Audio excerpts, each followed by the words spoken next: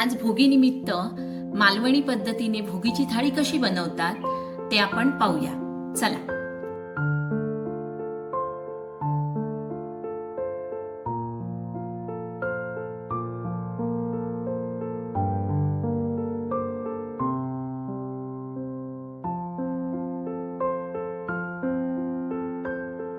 पहिल्यांदा मेथीची भाजी करून घेऊ.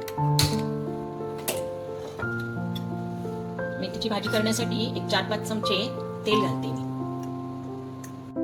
तेलावर बारीक चिरलेला कांदा आणि मिरची.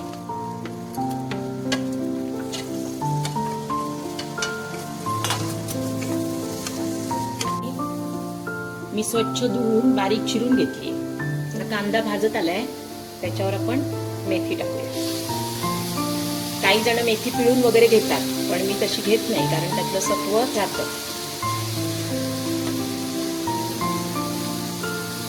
आता यामध्ये आपण चवीप्रमाणे मीठ घालू आणि झाकण ठेवून ही भाजी मंद गॅसवर अशीच ठेवू, म्हणजे किती पाणी सुटतंय त्याचा आपल्याला अंदाज येतो. आता हिच्यावर झाकण ठेवून आपण ही इकडच्या गॅसवर ठेवू आणि या गॅसवर आपण मिक्स भाजी फोडणीला घालून घेऊ.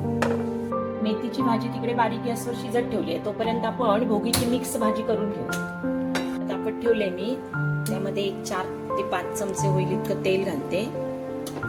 तेलावर बारीक चिरलेले 2 कांदे घालते. मध्यम आकाराचे कांदे मी बारीक चिरून घेतले.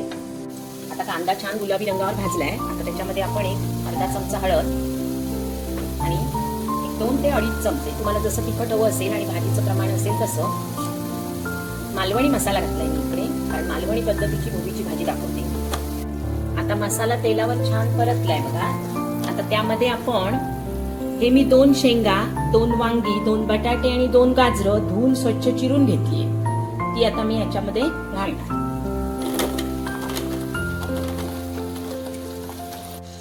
आता आपण मिक्स भाजी करतोय, ते आपण सगळं चिरलेलं घातलं.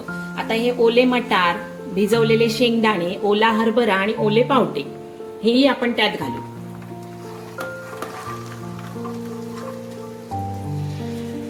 टोमॅटो मी चिरून घेतले, तेही त्यामध्ये घालू. ही मिक्स भाजी आहे. मिक्स भाजीला जेवढे तुम्हाला जिन्नस मिळतील तेवढे तुम्ही एकत्र करून घालू शकता. आता ही भाजी छान ढवळून घेऊ. चवीप्रमाणे याच्यामध्ये आता मीठ घालायचं आणि एक अर्धा ते पाऊण पेला पाणी घालून मंद गॅसवर शिजत ठेवायची.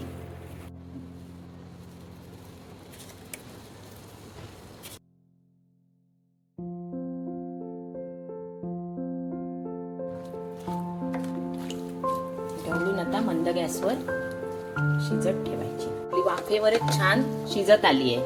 थोडंसं पाणी वाटतंय, ते आटलं की आपण यामध्ये ओलं किसलेलं खोबरं घालायचं की ही भाजी तयार होणार.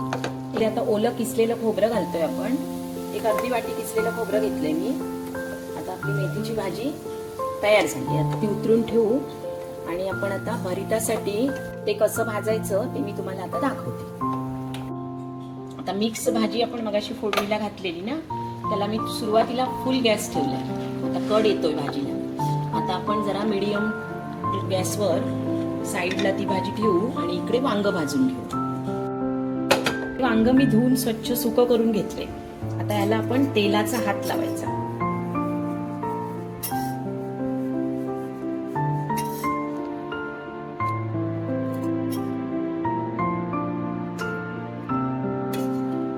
तेलाचा हात लावून आता गॅस चालू करून गॅसवर आपल्याकडे ती पापड भाजायची जाळी असते ती ठेवली आहे मी आणि मंद गॅस ठेवलाय.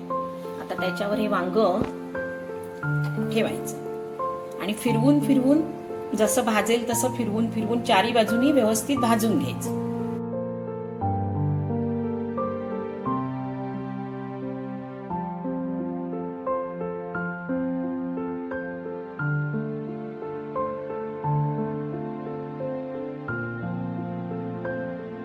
आता आपली भाजी होत आली. एक 5 मिनिटात आपलं पाणी आटलं की आपण त्यामध्ये खोबरं घालून घेऊ. आपली भाजी तयार आहे. आपली भाजी आता मस्त शिजत आली आहे, ही झाली आहे आता जवळजवळ. आता ही कोथिंबीर आणि ओलं खोबरं किसून घेतलंय मी, ते आतमध्ये टाकून छान ढवळून घेऊया. भाजी ढवळताना जरा सावकाश ढवळायची, कारण शेंगा वगैरे आहेत ना आपल्या, त्या मोडता कामा नये. झाली आपली आता मिक्स भाजी तयार झाली. आता 1-2 मिनिटं फक्त वाफ जिरायला द्यायची आणि भाजी उतरून ठेवायची.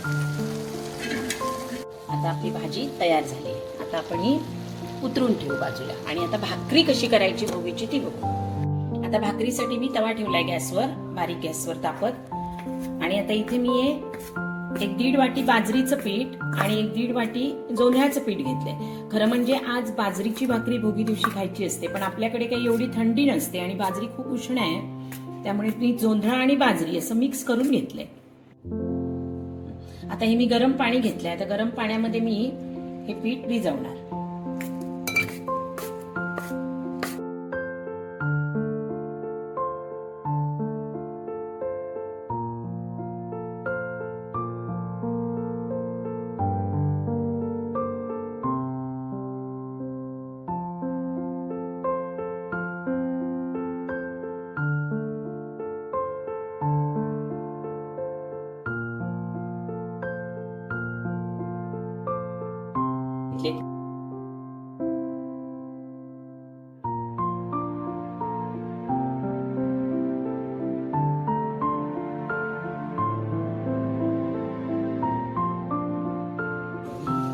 वांग भाजलेलं आपण सोलून घेऊ.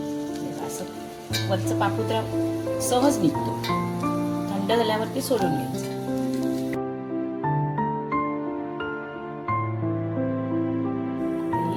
सोललेलं वांग आपण एका भांड्यामध्ये घेतलंय. हे आता सोललेलं वांग थोडंसं स्मॅश करून घेऊ. आणि त्यामध्ये आता आपण हा बारीक चिरलेला कांदा, एक बारीक चिरलेली 1-2 मिरच्या घातल्यात मी, बारीक चिरलेली कोथिंबीर,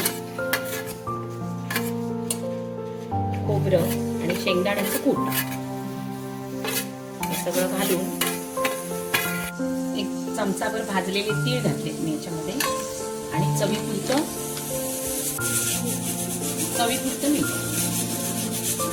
मीठ मिक्स करून घ्या.